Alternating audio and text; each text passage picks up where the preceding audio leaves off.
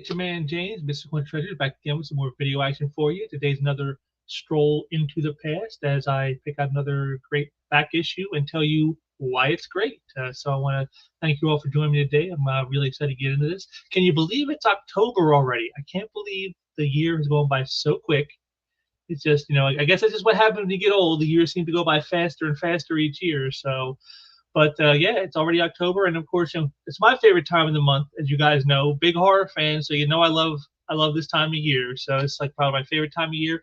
And the thing about it is this episode of Why It's Great. I'm going all this month. All the stuff I cover will be tinged with horror-related themes. That's a little something special I'm doing for this month because it is my favorite month of the year. So I hope you guys will enjoy checking out what I have for you today, our first step into the realm of horror. And but before we do, I want to thank you all for joining me today and say that if you like what you see here, make sure to drop a like down there so you can help out the algorithms of this place.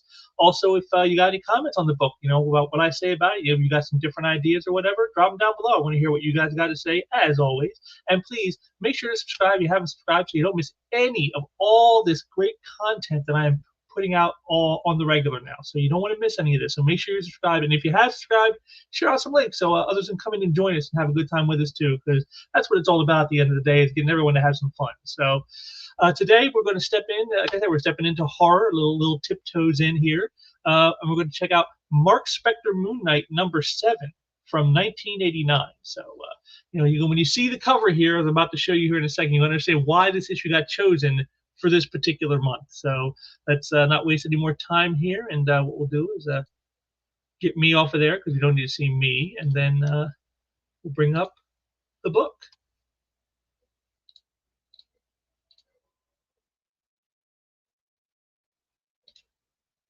And there we go. This is a Marc Spector Moon Knight #7 from 1989. Great cover by the art team that will be the interior of the book as well, Sal Velluto and Mark Farmer. Mark Farmer, probably one of the best inkers in the comic book business as far as I'm concerned. Definitely top 3 inkers of all time. And you can see right here, the great thing about Sal Velluto is the figure work and actually the anatomy. I mean, look at the way he does the musculatures right here on Moon Knight and Midnight right here, respectively.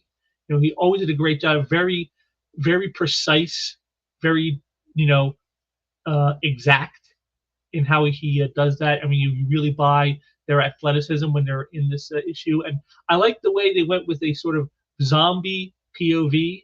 As you can see right here, if we're going to be zombies, is why right there, so you see right there why we're doing this particular issue. It's zombies, and I like that you got the zombie point of view here. You got the hands in the foreground. It's almost like this is what the zombie sees, and I like that. It's a great fun way to get all our heroes together. We got Brother Voodoo also in the issue. So again, the whole Voodoo zombie thing. There it is. So it's a lot of fun. And I've always loved zombie movies, and so it was a no-brainer. I would want to do something with zombies in here, and so definitely had to do this Moon Knight issue. So let's get on into it. Now it starts out kind of slow because this is part 2 of a 2-part story that started in issue 6, and what it boils down to is Brother Voodoo has come to town needing Marc Spector's help because there's a guy who has brought some zombies into town. He's working with a sort of like a mafia type guy to take out his competition, and he's using zombies to do this for him so that he can kill all the other bosses and take over. And that's what they're fighting against here. And here in this scene, great, not a very exciting way to start the story, got to say, but what it is this. They're here eating and whatnot because Brother Voodoo has been infected with the zombie drug, and he's using some of the salt and foods to help fight off and ward off the effect. And so here they are, just sort of getting ready, talking things out. You hear some funny stuff here. Chloe, you better run to the food giant. This guy's going to be licking his plate soon. And then he tells him how that the salt helps him ward off the zombie drug. And so he asks him, Marc Spector asks him, hey, have you got your memory back now? Are you able to think more clearly? And he's like, yeah, I do. I can remember what happened. And then he goes into what happened. And what basically happened is back in Haiti in Port-au-Prince, there was a guy who was putting zombies into freight ships and exporting them to who knows where. And he went to investigate this and find out what the deal was. And instead he got caught. And then they forced him to become a zombie, giving him the drug that turns people into zombies, taking away his medallion so he cannot use his powers. And then he was stuck on the ship until he got to America. But he somehow was able to fight off enough of the effects with his voodoo abilities that he was able to escape and recruit Marc Spector's help in all of this. So they head off. He's saying, can you remember where you were taken when you arrived in the city? Can you retrace your steps back to the place you escaped from? And he tells him, it's a place in the South Bronx, in a slum, and that's where all the zombies are probably going to be found. And so they start to plan what they're going to do. And he tells them, how, he's asked, how is it you're able to break the spell? And he goes, because of his brother, who he shares his brother's spirit, which gives him his powers. And, you see Midnight here just, kind of totally just like not understanding any of this stuff. He goes, so you inherited these voodoo powers when your brother died? He just doesn't get it. But I love this shot right here. This long panel shot on this page. Look at the detail that Voluto and Farmer put in this. I mean, the agedness of the hand. I mean, the lips, the forehead. I mean, this is some really great work. And he tells, so it's, this guy's way strange, Mark. Just so you can see, like, the whole voodoo thing is really beyond Midnight. He doesn't really get this. So they point out where they're going to go, and then just they're getting ready to go. Midnight's told he's going to be flying in the chopper with him and Frenchie. And Midnight's been a guy who's trying to become like the sidekick to Marc Spector in this series, and they kind of play him off as almost like he's a kid who's just play acting at superheroing. And as they're getting ready to leave, Spector gets a phone call from his accountant, and this is the other side of the story. Is there's all this stuff going on in Mark's life. He's being audited by the IRS. Certainly something a lot of us would fear a lot more than having to tackle zombies, I think. But he's telling him, he's going to be in trouble soon if he doesn't come up with some answers. He tells him, no, I got to go to something important, and he just telling you, if what's more important than the tax guys tearing your whole life to the ground. See, I love that's a real world thing, that you don't see too often in the superhero books, where like when they're dealing with like cosmic level events or even like this, like a street level thing like this. When they're dealing with the crime and all that, you don't really see them dealing with the real world issues they would probably face. A guy like Marc Spector having money and how he moves his money around to do what he does as a hero. You don't see this so much you don't see this a whole lot in Batman. For example, Batman's like, he seems like he's like got all the stuff nailed down pat. Everything, shell corporations, all that kind of thing. Marc Spector isn't that swift. And you can see the kind of problems it would lay. So I like how the Chuck Dixon added a touch of realism into all of this with that kind of a thing. And so they head out and go downtown, and then the plan is that Brother Voodoo is going to come in through the front door while Spector and Midnight drop in from the roof, and that's the plan. So he shows up on the scene. He recognizes one of these guys as the zombie. He goes, you remember me too, I see. And he goes, and I love this. Now you can truly walk with the dead. And he just blasts him. That's awesome. And it's just love that machismo. It's always something I loved. Again, Chuck, Mr. Action Dixon. This issue is chock full of just tough guy stuff like this. I love it. So then they're Midnight and Moon Knight hit up on the roof while they're being shot at. Got to work on your landing sport. Little of the machismo humor. These guys got guns. Zombies aren't supposed to have guns. Where'd you say that? The zombie rule book.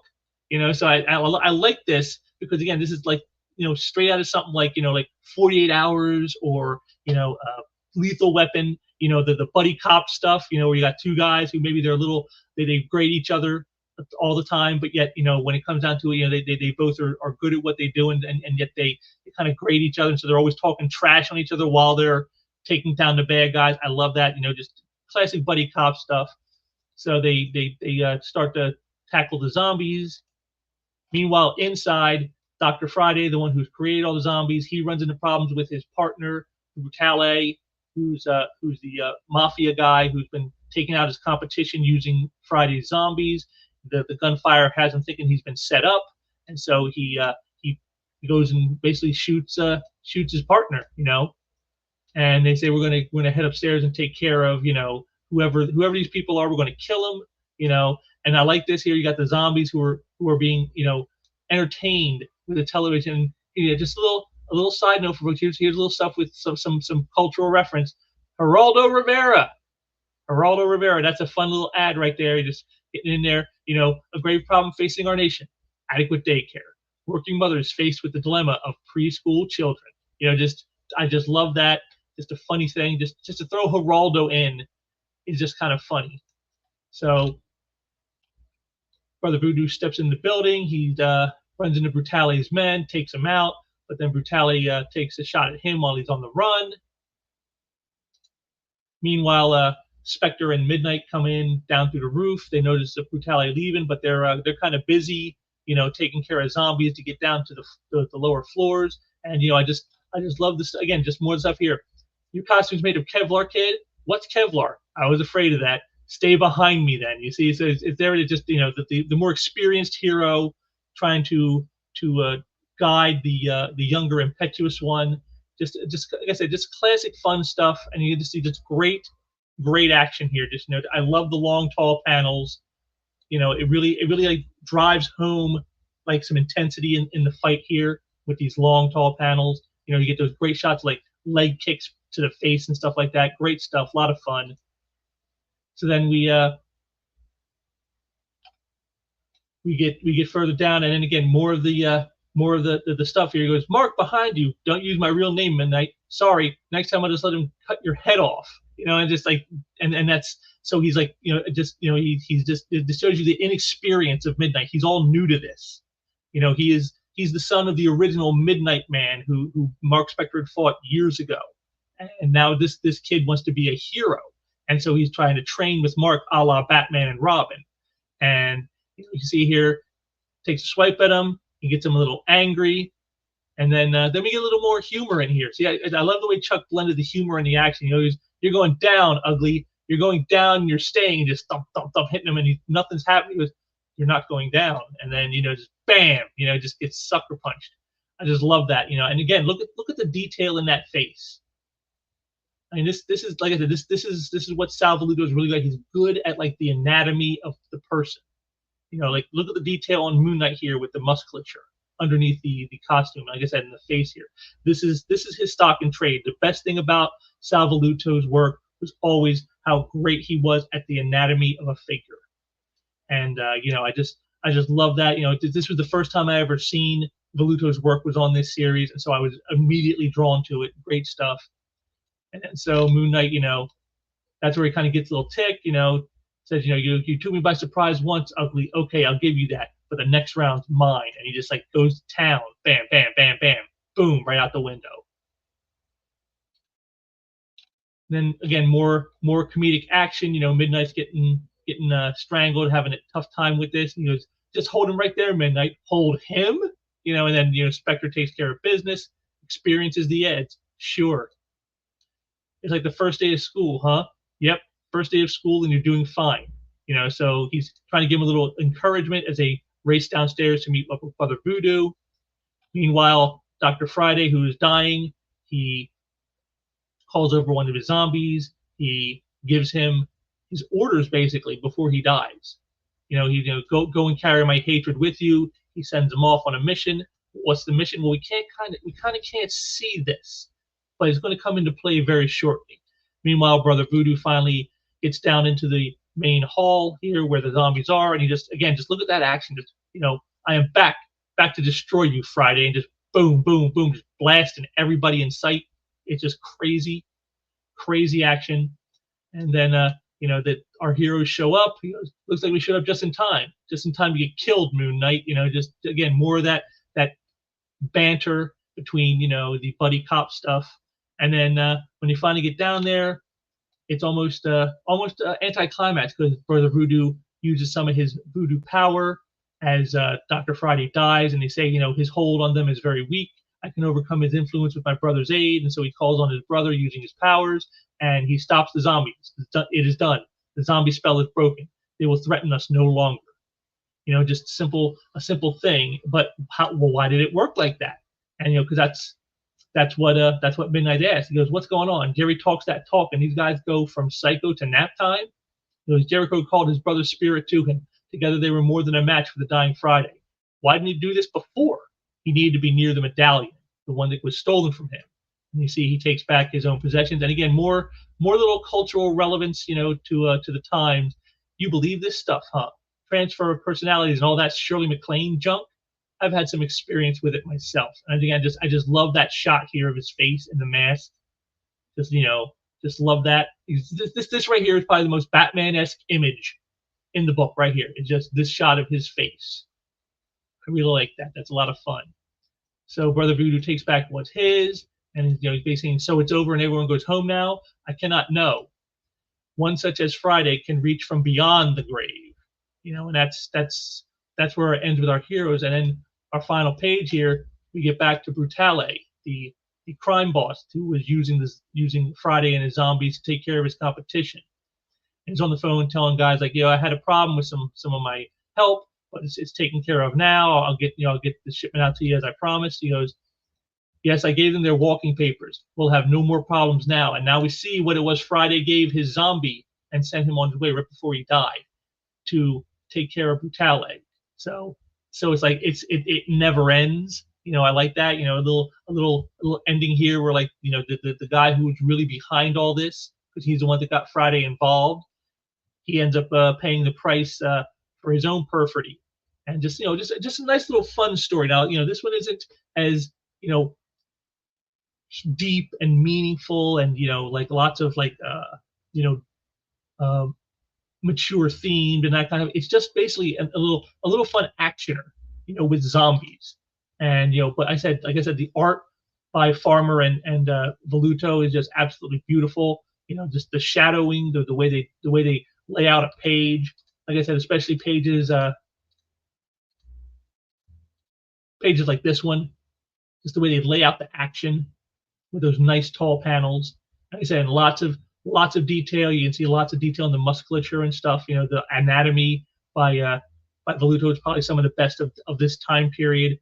The late '80s, and just a lot of fun, a lot of tough guy action with a lot of that humorous machismo banter. It's almost like Chuck was writing like an '80s action or movie with like buddy cops or something. And it was a lot of fun the way he played this. Midnight the impetuous kid. Moon Knight the more experienced veteran who's just kind of like overwhelmed with like, oh God, dealing with this kid. Just made a lot of fun. Their whole interactions, needling each other all the time. And just zombies are always a good fun threat. To have zombies. They're easy to deal with because we've all seen million zombie films. We all know how the zombie works. It's pretty easy villain. Only ones more easy than this are probably Nazis. So kind of fun that way. And again, just very violent. Like right here, just blasts him, not even thinking about it. And then you see, Dr. Friday getting shot. I mean, it's amazing how violent this comic actually was. The action here where he kills his men, knocks him out the window. I mean, just the amount of sheer violence. This right here, though, these top 3 pounders are just going to town, blasting away on zombies. I mean, it's crazy. You didn't normally see this level of violence in superhero fiction. It's more cartoony. It's more, it's more for the adventure aspect usually than for the violence aspect. This was definitely very much like a violence. And it helped Moon Knight stand out, I think, at the time. Now this is Chuck Dixon's run. He didn't mess with all his various multiple personalities. He just kind of focused on Marc Spector being a former mercenary turned like a businessman who has a businessman's problems that you would expect them to have and have to deal with, while his superheroing gets in the way of all that. And again, like I said, just brought that touch of real worldness to it. This whole thing with the IRS coming after him. Like I said, just beautiful art. The art, like I said, this right here is probably my favorite image of the whole book. Is just this one single long panel here of Brother Voodoo. Just the detail that Voluto and Farmer got here is just absolutely stellar. So it's a lot of fun. That's the best way I would put Dixon's Moon Knight run. It's a lot of fun and it's a lot of action, and very violent action too. I mean, like I said, you saw there was no holds barred in this issue. They're going to town just blasting zombies and anybody that gets in the way basically, and no quarter is given and none expected. So yeah, a lot of fun, a lot of action, A lot of great stuff. Like I said, it's definitely one that I enjoyed. So yeah, Moon Knight, Mark Spector Moon Knight number 6 and 7. Go check them out. The great little zombie story with Brother Voodoo, one of the more esoteric characters in the Marvel universe.